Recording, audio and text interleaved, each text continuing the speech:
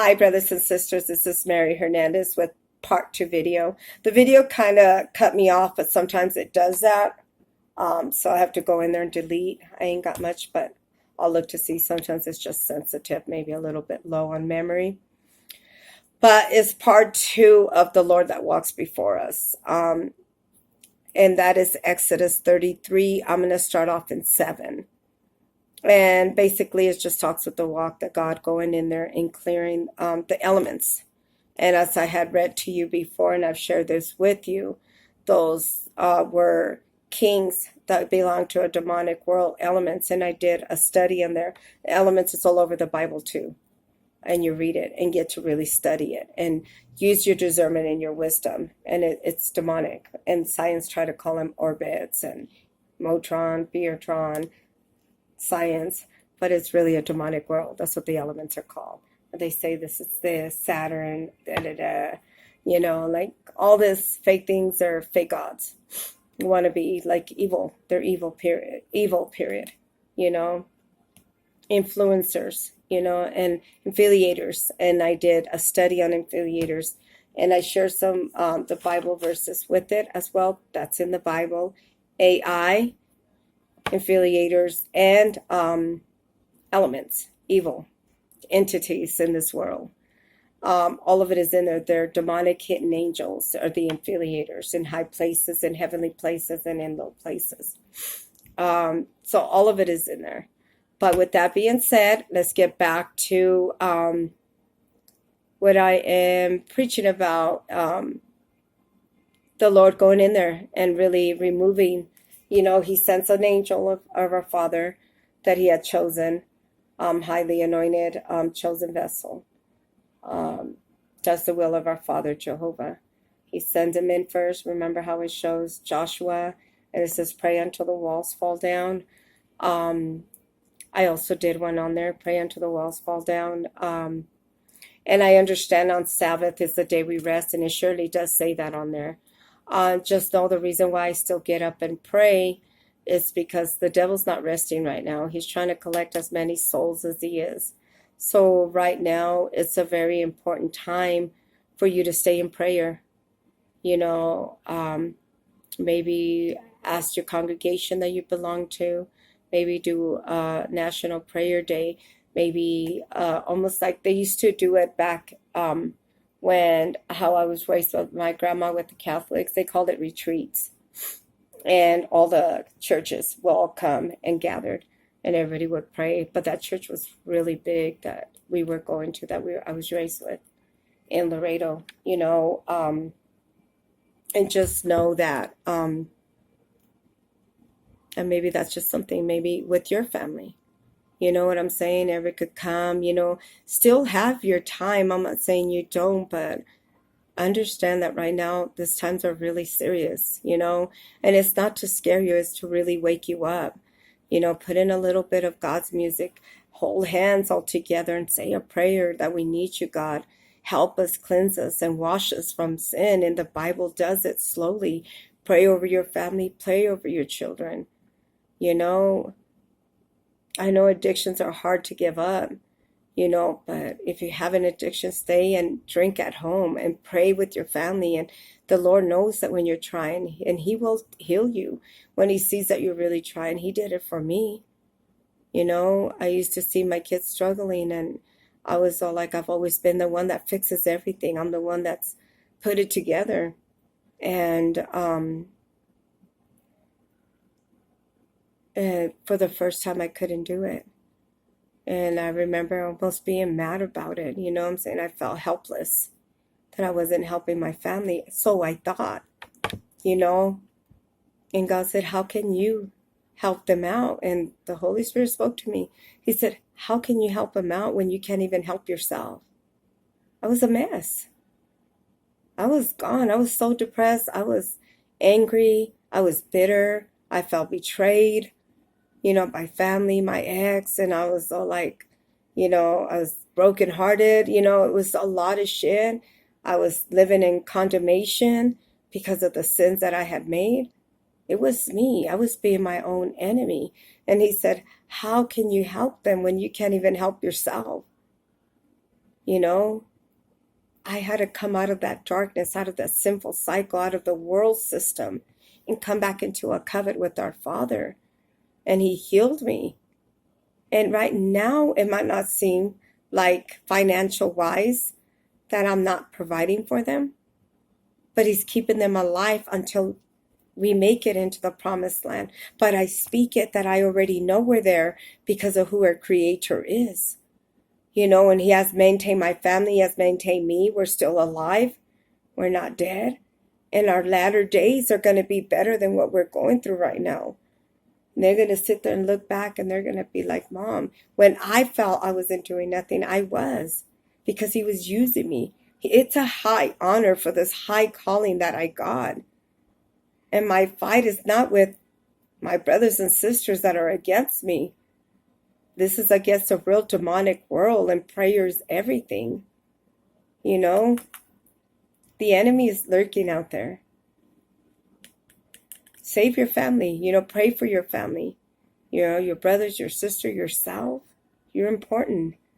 You know, that's how we beat them. Prayer is everything. Getting to know the Bible, the real history. And if you read it, of course, you know, you get to the bottom of it and everything. I already prayed, and I know my Father's going to have the Bible all written the way it really was before they took pages out and before they tainted it with he and not she. You know, yes, we had kings. Yes, we have queens.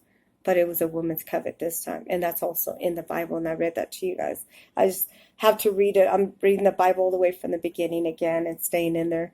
So I'm in Exodus now. And as I continue getting revelation of other things, I'm doing some study and keep going, you know. So I'm going to finish up Exodus 33, Bible verse 7. Moses took the tabernacle and pitched it without the camp afar off, and he called it tabernacle of the congregation. And it came to pass that everyone which sought the Lord went out into the tabernacle of the congregation, which was without the camp. And it came to pass when Moses went out unto the tabernacle, and that all the people rose up and stood every man at the tent door. And he looked after Moses until he was gone into the tabernacle. That it came to pass, as Moses entered the tabernacle, the cloudy pillar. And remember I was telling you about how I read that? So I'm just going to read that because that's something that I actually wanted to read with you when I do the whole pillar thing. But with that being said, I'm going to go ahead and read what it says. And this is what prompted me into looking into pillars. You know, I had it written down, but I hadn't got to it. So here we are. It says, Exodus 33:9, it came to pass as Moses entered into the tabernacle, the cloudy pillar descended and stood in the door of the tabernacle, and the Lord talked with Moses. Now, remember, what does it say? It came to pass as Moses entered the tabernacle of the cloudy pillar descended and stood at the door of the tabernacle that the Lord had talked with Moses. When I had looked up pillar meaning in the Bible, you have to put Bible meaning. It says the pillar in the bridge between heaven and earth. Remember it said in the cloud? Let that sink in. And the vertical axis is which both it unites and divides these two realms. What does the two realms mean? Heaven and earth. You know what I'm saying?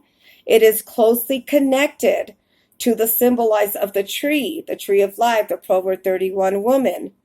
It also represents stability, and the broken pillar represents the death, mortality. The Proverb 45 woman, because the pathway to hell. So it's either you're in or you're out. So it's almost like a limbo in cycle in life, you know, in the realms.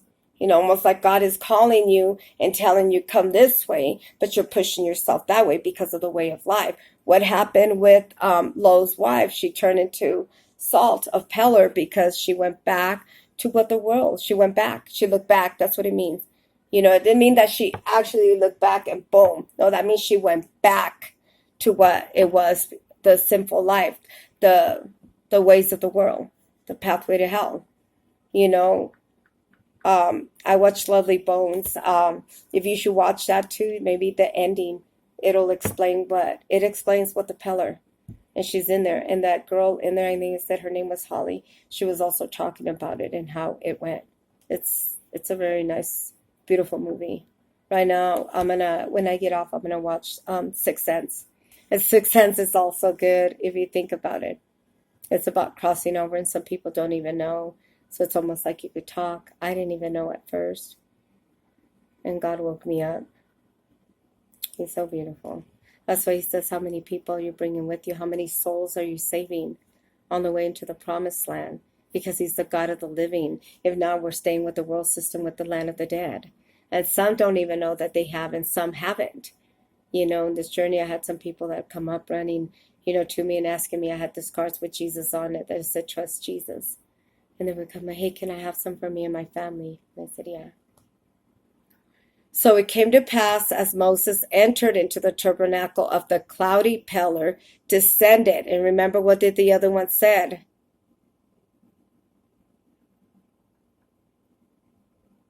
It says the cloudy pillar descended, and it stood at the door of the tabernacle, and the Lord talked with Moses. And all the people saw the cloudy pillar, and they stand in the tabernacle door, and all the people rose up and they worship, every man in his tent door. Isn't that beautiful? Like, to experience that moment. He is real. It's in here. People want you not to believe, but they want you to believe that there's E.T. Yeah, there's E.T., but not the cute E.T. that we've seen on TV. It's a demonic E.T. out there. Do you know what I'm saying? But people want to believe in aliens. There's aliens. It's terrestrial beings. That's also in the Bible. But it's a demonic world. A real demonic. E.T.'s too cute compared to what they look like. And the Lord spake unto Moses face to face, as the man speak unto his friend. And he turned again into the camp, but his servants Joshua and the son of Nun and the young men departed not out of the tabernacle. Moses said unto the Lord, see, thou sayest unto me, bring up this people, and thou hast not let me know whom thou wilt send me with. And thou hast said that I am thee by name, but thou hast also found grace in my sight. Now therefore I pray thee, if I have found grace in thy sight, show me now thy way, that I may know thee, and I may find grace in the sight, and consider the nation is thy people. Because he's saying, you show me favor, I'm supposed to bring up back two people, but I don't know who. They were giving him a hard time. That's what it said, you stiff-necked people. But I honestly believe in my heart it was because of the lies. You didn't know. And you didn't know because you weren't reading the Bible. So he had to get the children that he had chosen so you could read the Bible and get the truth, preach it to you, to deliver you, and stop fighting the people that are actually trying to free you and bring you into the covenant with our Father Jehovah, and into your promised land, into the land flowing with milk and honey. You have to. It's you. You have to change your ways out of the sinful world, out of the ways of the world system, and back in our covenant with our Father. The 10 Commandments is not that hard. He said, my presence shall go with thee, and I will give thee rest. And he said unto him, if thy presence go out with me, carry us not up hence. But for wherein shall it be known here that I, the people, have found grace in thy sight, that it is not that thou goest with us, so you should be separated, but I, thy people, and from thy people that are upon the face of the earth. And the Lord said unto Moses, I will do this thing also, and thou hast spoken, for thou hast found grace in the sight, that I know thee by name. And he said, I beseech thee, show me thy glory. And he said, I will make all my goodness pass before thee, and I will proclaim the name of the Lord before thee, and I will be gracious unto whom I will be gracious, and I will show mercy unto I who showed mercy. Who do you think he's going to show mercy to? Only he knows. But you know, if he sees you that you're really trying, I believe that in my heart, that you really are moving. But you got to remember that the demonic world is going to fight for your soul because they're losing that soul as you come back in a covenant with our Father. So whatever temptation it is or addiction that you had, it's going to try to throw it your way. So you live that sinful world and back into a covenant with him. You know what I'm saying? It says, and then the Lord said, behold, there is a place by me that thou shalt stand upon a rock. And this is a rock. He's our rock. He's our vessel. He's our foundation. Without him, we will be demolished. But when you're in prayer, the most powerful prayer, the most powerful weapon you could have, that is sharper than a two-edged sword. You slay their giants. And that's why it says, eat and slay, Peter, remember? Because you eat. And then he says, eat. And what does he say? I don't eat anything unclean. He wasn't talking about actually like, yeah, killing somebody. Eat and slay, because in the spiritual realm, you read the Bible and it slays them. You're removing darkness from your home. You're removing darkness from the area. Your words will become powerful. God, I am serving you. You know, right now, my daughter-in-law's brother is quitting, addiction, and my daughter comes and sits with me the other night and she says, Mom, can you please pray for him? Because he's really going to leave that. And when you leave a drug, it's almost like you could do it at home, but you have to have somebody that's strong, that's not going to give in. But sometimes, you could hurt yourself. I've seen like, you ever seen Live in Las Vegas by Nicolas Cage? Beautiful movie. And he decides to live alcohol, and as he leaves alcohol, he dies from alcohol withdrawal. It's a very good movie. Very good movie. It's something that you want somebody to watch you. That somebody's not going to leave you alone for a minute, but stay by you, and pray. Pray is everything. So I went into prayer with him, and God sees that, and he asks, you ask a righteous person, elders or daughters or sons, it's stirred in the spirit in heaven, and he answers. So I went into prayer for him, and he sees that you're trying to live that world. Believe me, but he has to stay strong, and I ask God to give him that strength, because I remember that man Isaiah, that he said, I've been 11 days clean, and you could see the difference. He looks so beautiful. Like, you could see the difference in somebody when you start.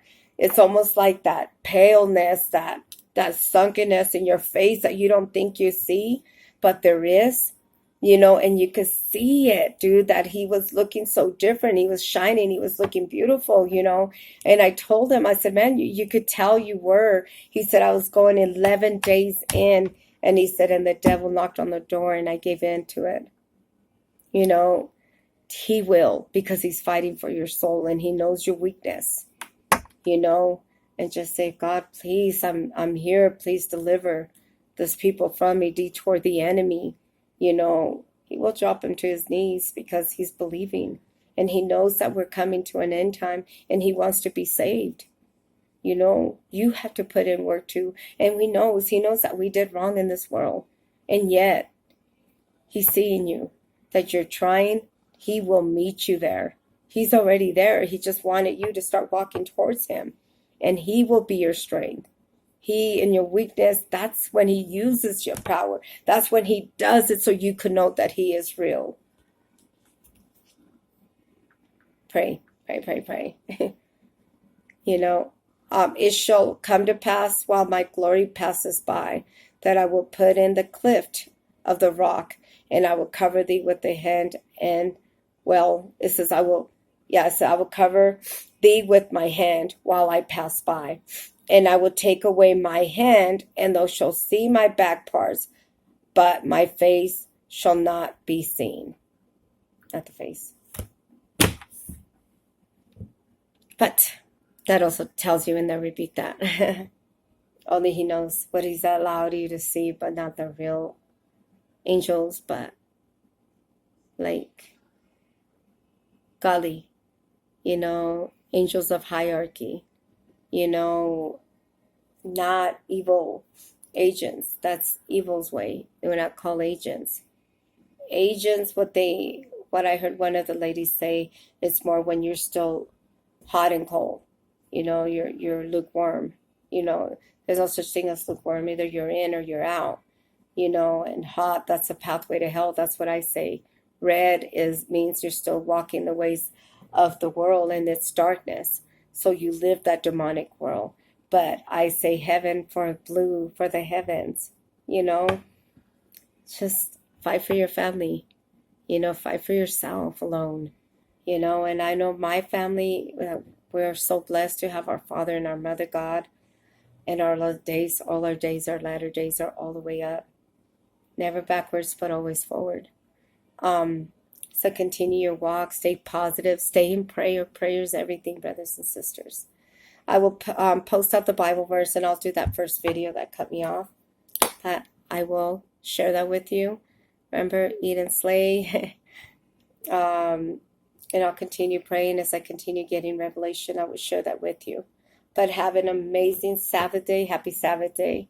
May God be with you and bless you and give you the abundance of truth. And that's also a Bible verse that's in there that I think it's Ruth Abbey that closes her YouTube video with saying that. And I hope that he does, and continue asking for spiritual gifts.